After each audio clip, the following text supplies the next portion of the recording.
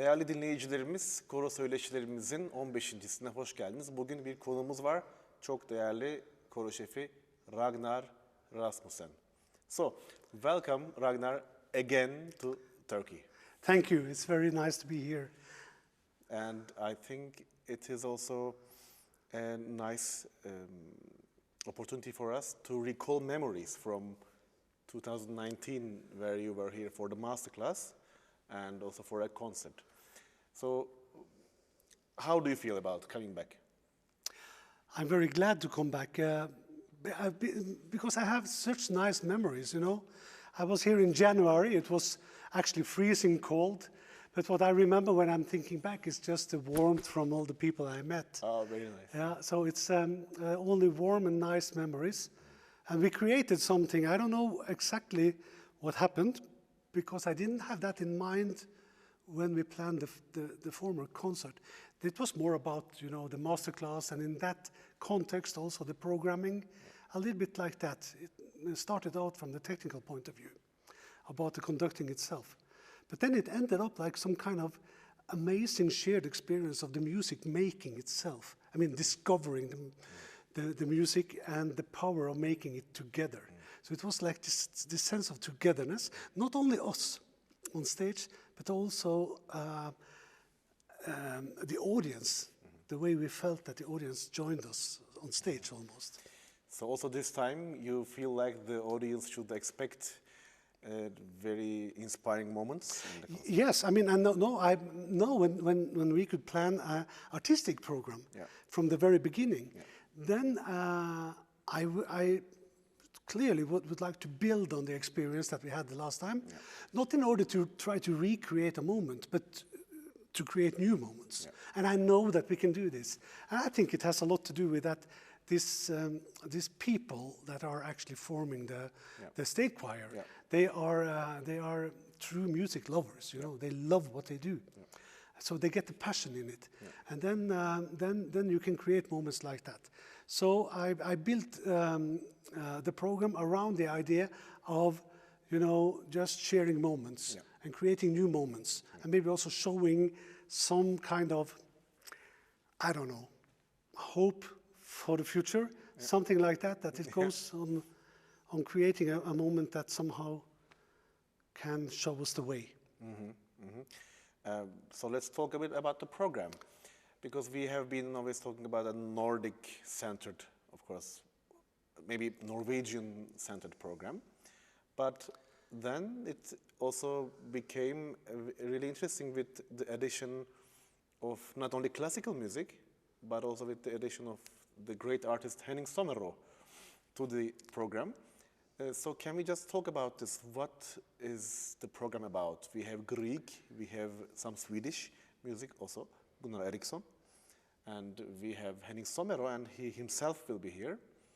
So what do you feel about it?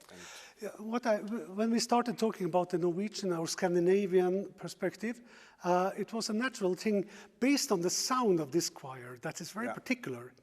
I was thinking, I wonder how they will sound if they would sing Grieg. And I said something to you the last time that, you know, we should have this, we have some kind of shared, there is something there in the bottom that somehow makes me feel home together with these people. In Turkey? In Turkey, yes. And then so the idea, the name of the concert is Under the Same Sun. And the idea is to somehow show the unity and also what we have in common, as opposed to what is a lot happening nowadays in Europe and in the world, where we are creating us and them, and it's a polarized, and we are creating distance between people, and for good reasons. I mean, I understand, but we share something deeper that somehow became the starting point for the programming. So Grieg is the big Norwegian composer, the national romantic composer that uses the Norwegian folk music as inspiration. Also Henning Sommerro, that is now from our time, he is a classical musician, but he was always some kind of rebel in the sense of he didn't want to follow conventions, and he didn't want to leave the simplicity of the folk music. He always brought this with him, also into the big concert halls, together with the greatest orchestras, and whatever he's doing, he keeps on with this simplicity and the Norwegian tone in his music. So that is connecting those two, I think, in a very nice way. And of course, both of them also had a broad view, so that they had connections all over the world. Yeah.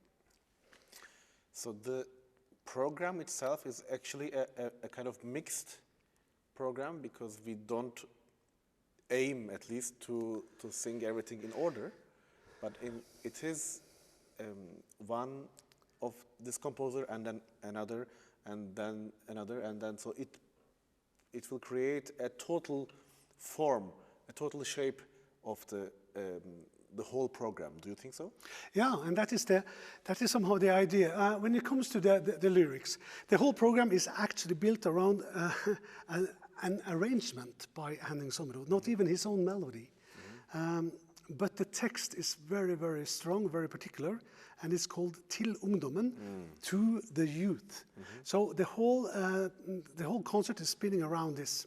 And I need to tell you a little bit about this song. It's a simple song that was written, the text was written by also a Grieg, not Edvard Grieg, but Nordahl Grieg. Okay. He was a poet, and he wrote this text, this lyric, in 1936. Okay. At that time, the dark clouds, came over Europe, and we know what was going on in Germany, but also throughout Europe. And then what happened? And the world was in fire 4 years later. And this song is a warning.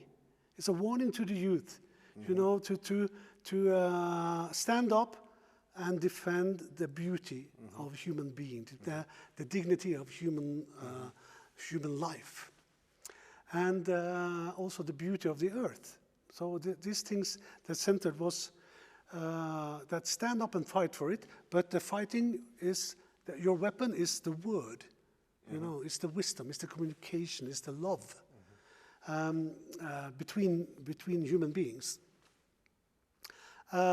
So this song, in 2011, in Norway, we had a terrible terrorist attack at Utøya, where this right-wing extremist killed a lot of young people and also bombed the government's quarters in our capital, in Oslo.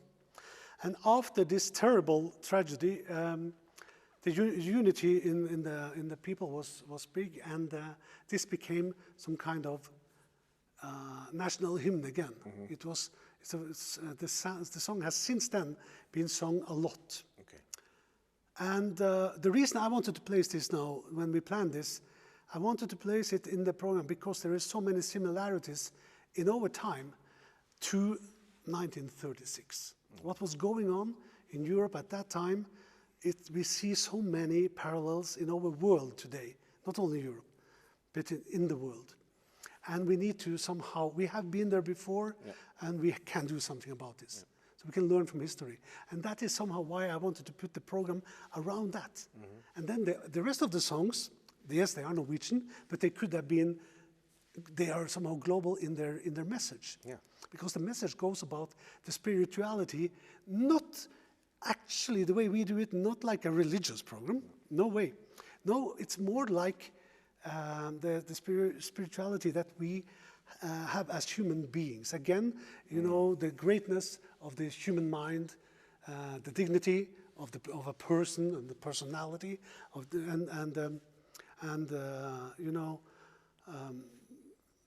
it's all about preserving human life and value the beauty of the world.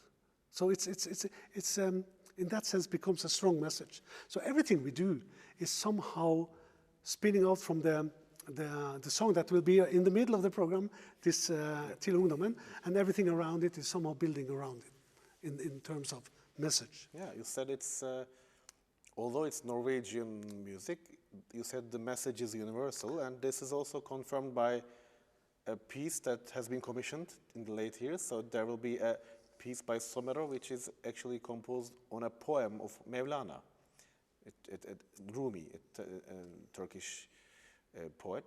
So also this is a part of the concept, and isn't it interesting that it coincides very well now with the whole message?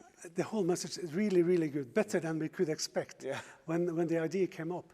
And what is really nice about this is that, you know, when you are in Norway, you can hear this piece being performed, and I did it in Norway, and you can hear it sounds like Turkish. It sounds, does it? Yes, in our ears. Okay. But when I bring it here, I can clearly hear Sommerro and the Norwegian tone within it. For us, it sounds more like Norwegian. Yes, exactly. So it's the beauty of it. Like it has, I don't know, the way I know Sommerro, the composer. He's just, it's just he's downloading it from the universe somehow. He's not analyzing anything. No. So that is his way of writing, and I believe that it just came to him. Yeah. And it's a beautiful mix of the Norwegian tone and the Turkish, the Rumi text. Yeah. So I just love that piece. So thank you for commissioning it. It's really great. And thank you for coming up with this idea. It's actually, we recorded this piece here in this hall, in the Blue Hall of the new Symphony building. And also an interesting feature of the concert is that it's in the Great Hall of the Symphony building, so the brand new big symphonic hall. And you just saw the hall just a few minutes ago. What do you feel about this? I'm overwhelmed. First of all, of course, the acoustic has to be, the way I experienced it, just for testing, has to be just amazing, fantastic, also for the choir. It is. And it's like, what an opportunity. So I'm very humbled and very thankful to get opportunity to be on that stage. I also saw a lot of opportunity to actually use the room in more terms of acoustical. You know, we could actually spread the choir around. We could give the audience really the sense of being, you know, surrounded by music and by the energy of the singers. Yeah. Because this hall is, of course, by its aim, a symphonic orchestra hall. But still, when we have given a cappella concerts, we realize that it is really functioning very well with a cappella music. And the reverberation is just fine. It's not too much, or also not too less. So I'm sure, and also, maybe we should also talk about this. The concert is not only a cappella. No. What do we have here as instruments? You should tell us. Yeah, we have, you know, Sommerro is an interesting figure, and he's an improvising musician as well. And in Norway, he is actually more famous as an artist, like a singing artist. So he has a lot of songs. Beside of his compositions for choirs, he has also been composing a lot for orchestras and film music and things like that. So, but when we will also perform some of his songs, and they have at least two characteristics. They are beautiful melodies with clearly basis in the Norwegian folk tradition. So this is he has this vein of beautiful melodies just coming out of him. The other thing is that he has extreme, he's, you know, highly intelligent, and he can find the most, he works together with the finest poets that we have. So the lyrics as well are really, really fantastic. And so when we perform the songs, then he will use his accordion, we will use the piano, I will also use, you know, we will do a short section of some film music. Yeah. And then I will also use my C-board, not the keyboard, but the C-board. Yeah. And we will have some flutes, and we will have some, you know, other things just to go with this, with the song section. Yeah. This is really interesting because it's not something we have every day. No, and also for me, it's not what I do in my present life so much, but I used to when I was young. You know, I was also an improvising musician, and Henning was my teacher actually in pipe organ, church organ. And when we had improvising lessons, I remember especially once, he came with unprepared, of course, never prepared anything. And I didn't know what we were going to do today. And then he came and he was like, okay. And then he had a newspaper with him. So the newspaper of the day. And he put it on the stand and he said, go ahead, play it. So I was improvising the front page of the newspaper. And things like that, you know. Okay.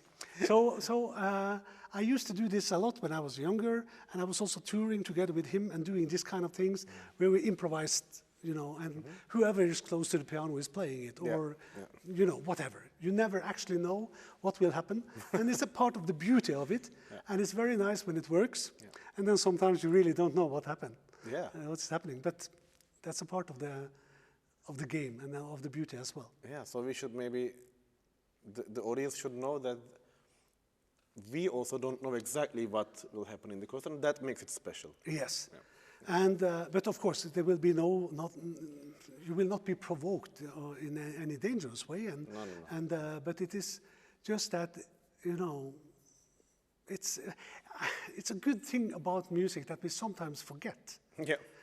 And that is, you know, music happens in a moment. It has to. If not, it's only sound or reproduction of what we did on the rehearsal. And the audience, they deserve better. They don't deserve to come and listen to what we did on the rehearsals. Not even our mothers deserve that. You know, they should come to the audience and get the music right here and right now. And when we succeed in doing that, then great things happen, you know. Then you really can, then it becomes nutrition. Music is something we need to stay alive and to develop. Yeah. And Sommerro is great at this, you know. He senses, and he's so much in the moment always. Yeah. Yeah. And with the greatest of poetry. And he brings it down to earth and he shares it. Yeah. And this is for me, it's ideal. I do it. I try to do it. I try to do it always in any kind of setting where I work. Yeah, yeah. It's exciting also for us because in our program we have, of course, a lot of a cappella music. We sing a lot of repertoire, from Turkish to romantic music to Renaissance, and we sing a lot of symphonic repertoire, which is, you know, more or less, symphonic repertoire is all more or less in a box. So you go on the stage and you perform it as it is, the requiem or the mass as it is. And but then with this kind of a cappella music, there is room for discovery. So this is what makes it interesting. So what do you think about the sound of Turkish state choir? Because you said it was something special for you when you came lately, 3 years ago, and today, you know, we had a rehearsal and we start this process. What do you think is, because you work a lot with with choirs all over the world. So what do you think is the characteristic here? Yeah, it's a very good question. And you know, what I have heard about Istanbul, I've never been there myself, only on the airport. But I look forward to go there now. Yeah. But then you hear that it's just on the border between Europe and Asia. Okay, you can take the ferry over and then suddenly you are in Asia. And I don't know if I was prejudging something, but when I came here and heard the state choir, I couldn't decide.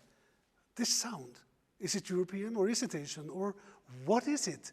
Where is that beautiful, soft vocals? And I was thinking, wow, this would be fantastic to hear Rachmaninoff's Vesper with this choir, you know, and things like that. And then we started working on the Norwegian, and it sounded fantastic. It was different because it had this deep, mellow, soft bottom with a clear, crispy. It was a combination that I'm not used to hear. You know,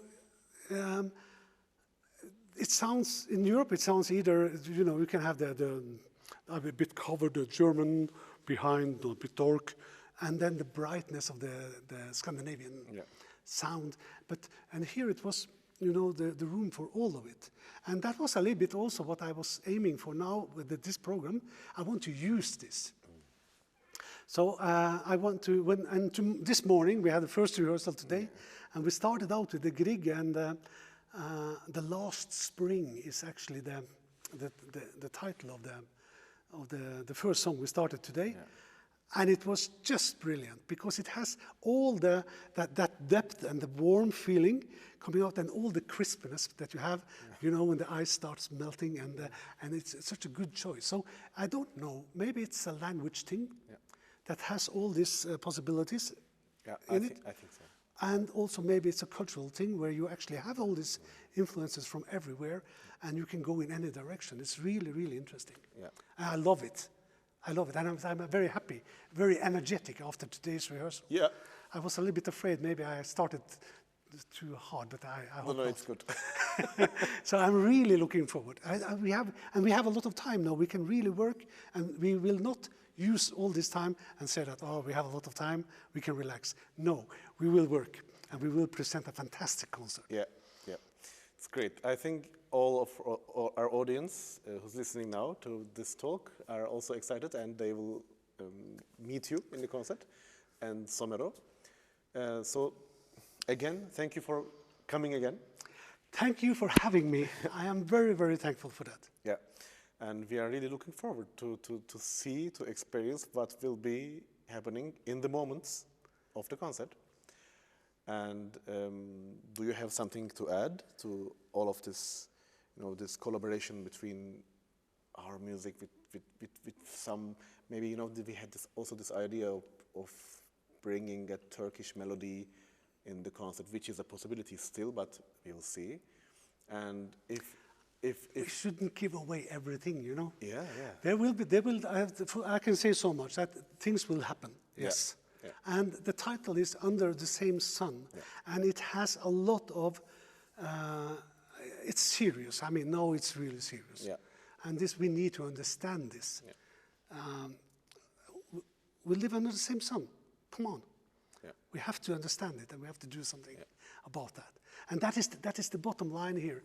And I hope that it will be obvious during the concert. Yeah. I hope so. I think so. Fantastic. Thank you for this, Ragnar. Değerli dinleyicilerimiz, 16 Nisan Cumartesi akşamı Cso ana salonda aynı güneşin altında Kuzey Müziği konserinde buluşmak üzere diyoruz. Çok teşekkür ediyoruz.